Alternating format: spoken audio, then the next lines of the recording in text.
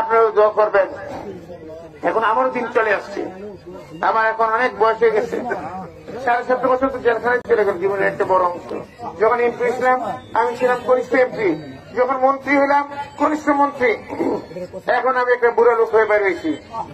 তুমি তো আল্লাহর পাক যে আনছেন, এত বড় নিয়ামত কুতুর ক্ষমতা কি হইতে পারে ভাই? সেই জন্য আমি বলি আমার জন্য এখন লক্ষ্য প্রথম হচ্ছে আখিরাত, এরপর লক্ষ্যটা কি বলতে পারেন আপনি কেউ? আমার এই 3 এলাকার জনগণের প্রতি এক জনসেবা, এটাই হচ্ছে আমার লক্ষ্য। তারপরে লক্ষ্য হচ্ছে আমার পরিবার পরিজন, আমার যে ভালোবাসা আপনারা দিচ্ছেন, সুতরাং আখিরাতের পরে লক্ষ্য আপনারা। 3 নম্বরে আমার পরিবার পরিজন, 4 নম্বর আরো অনেক এজেন্ডা থাকতেই পারে। তা আমাকে, আমি জানি না আমার হায়াত মত রিজিক দৌলত সব কার হাতে? আল্লাহর হাতে। আমার জীবন মৃত্যু কে করেন? আমার মুক্তি কে করছেন? আল্লাহ। আমি কার উপর ভরসা করবো? আল্লাহর উপর। সেই ভরসায় আমি আছি।